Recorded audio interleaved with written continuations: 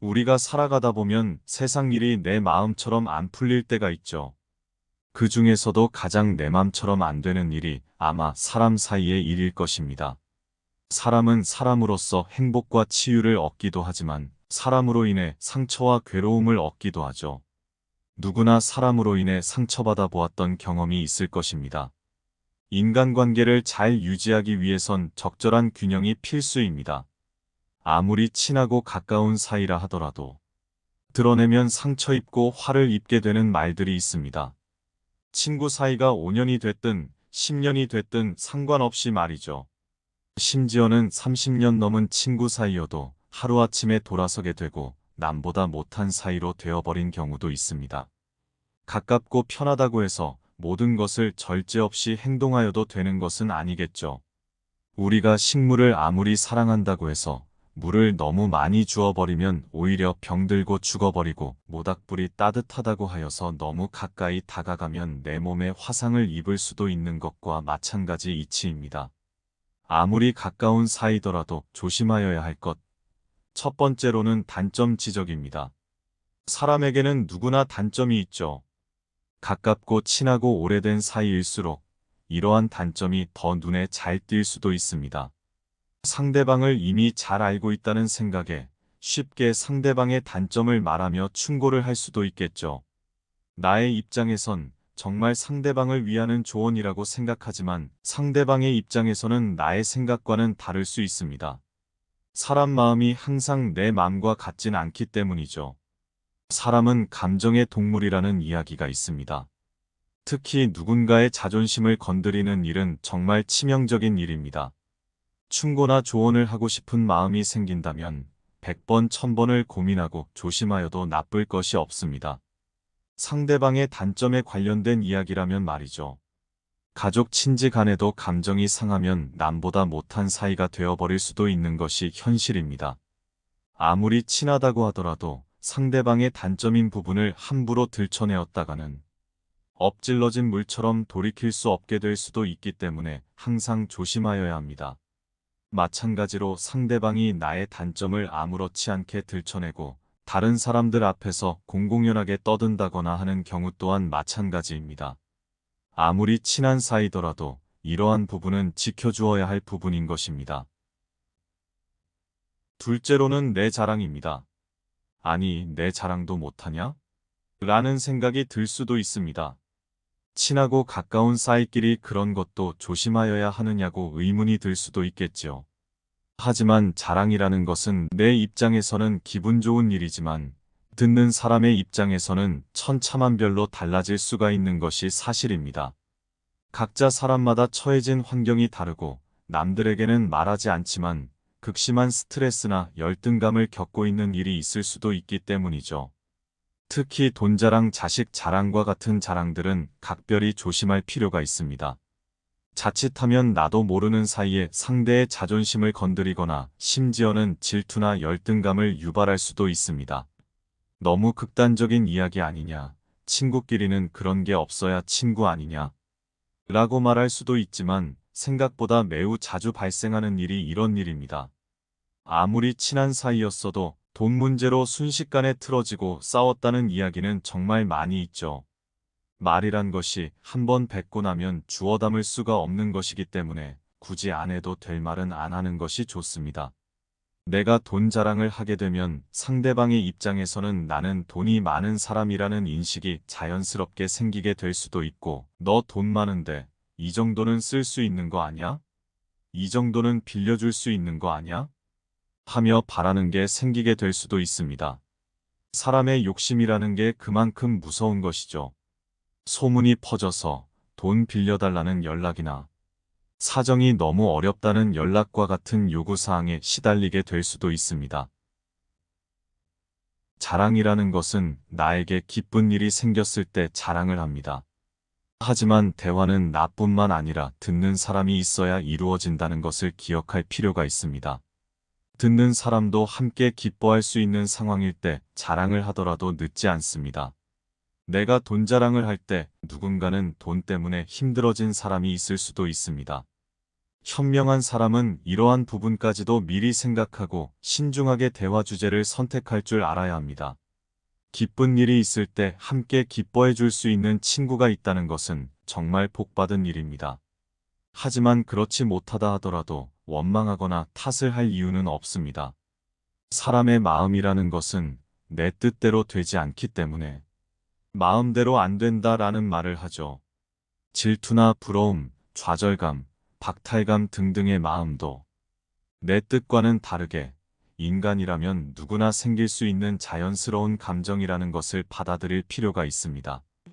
허무하게 생각하기보다는 내가 이런 점을 더 잘 이해를 하고 조심해서 행동하면 됩니다.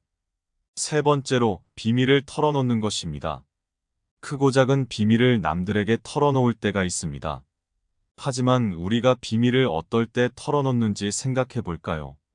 보통 의지하고 싶고 이해받고 싶은 일이 있을 때 비밀이라며 털어놓게 됩니다. 즉 내가 이해받고 싶어서 기댈 곳이 필요해서 한 행동이라는 것이죠. 이 비밀이 지켜지지 않았을 때 내 마음은 어떠할까요? 상대방이 원망스럽고 가슴이 찢어지겠죠. 특히 친하고 가까운 사람이라 생각해서 털어놓았을수록 원망감과 배신감은 더 크게 느껴질 것입니다. 하지만 내 입 밖으로 나온 말은 내 책임이라는 것을 명심해야 합니다. 내가 상처받을 것 같으면 애초에 발설을 해서는 안 된다는 것입니다. 괜히 말했다가 나중에 지켜지지 않게 되면 그 여파는 고스란히 나에게 온다는 것이죠. 내가 믿는 친구라서 비밀을 말했다고 하지만 사실 털어놓고 싶고 기대고 싶은 내 마음이 비밀을 말한 것은 아닐까요?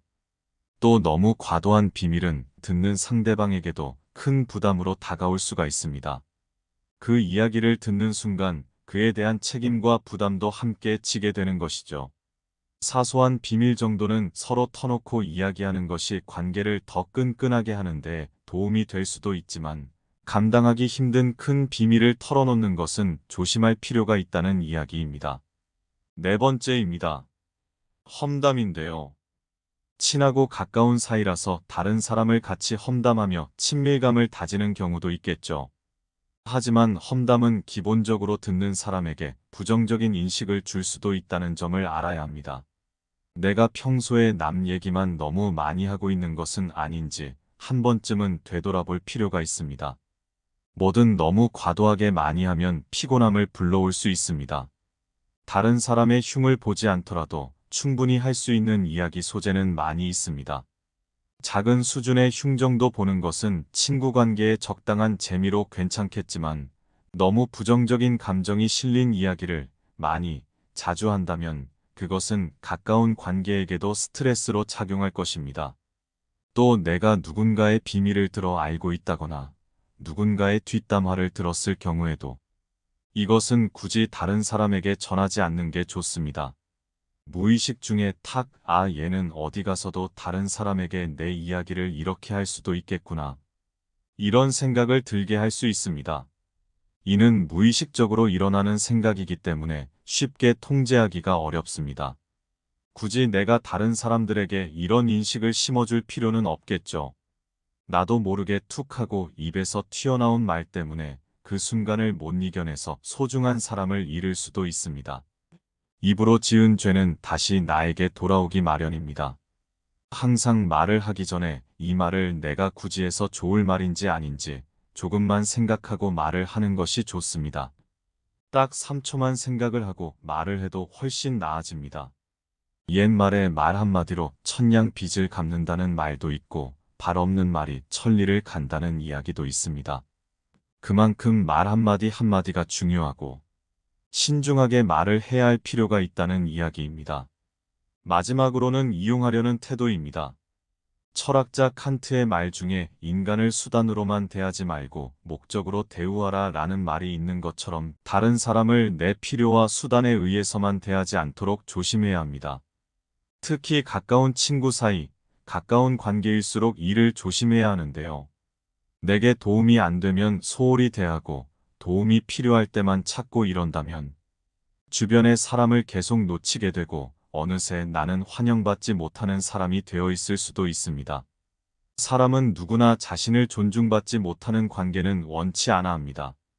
사람이 아닌 물건은 어딘가에 쓰이는 것이 주 목적이기 때문에 도구로 취급해도 됩니다.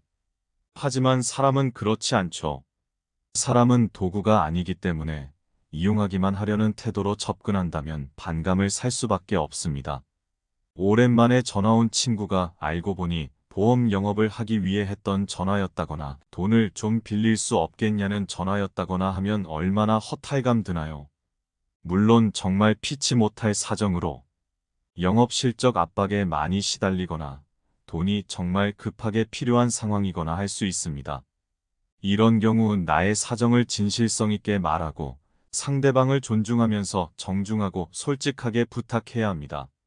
그게 아니라면 부탁을 받는 사람 입장에서는 나를 이 정도로밖에 생각을 안 했나, 나를 이용하려고 드나, 이런 생각이 들 수밖에 없기 때문에 특히 이런 부분은 신경 써서 접근할 필요가 있습니다. 또 반대로 내가 부탁을 받는 입장일 때에도 단칼에 상대방의 부탁을 거절하기보다는 상대방의 이야기를 충분히 잘 듣고 공감을 해준 다음 나의 사정을 말을 하며 잘 감싸서 거절할 필요가 있습니다. 너무 냉정하게 단칼에 딱 잘라서 말을 하면 상대방은 큰 마음의 상처로 다가오고 나에 대한 감정이 원망으로 변하게 될 수도 있기 때문이죠. 물론 내 잘못이 아니고 나는 상대방과의 관계가 틀어지기 싫어서 거절을 한 것일 수 있지만 부탁을 하는 사람은 나름 정말 고심 끝에 말을 했는데 냉정하게 딱 잘라서 거절을 받으면 심적으로 상처가 크게 다가올 수 있는 것이죠. 특히 절박한 상황에 놓여 있을 경우 사람은 이성적인 판단보다는 감정적인 판단이 더 앞서기 때문에 더욱 조심해서 말과 행동을 선택해야만 합니다. 지혜로운 인간관계를 위해선 경청과 존중만 잘해도 많은 문제들이 해결이 됩니다. 오늘 이야기 어떠셨나요?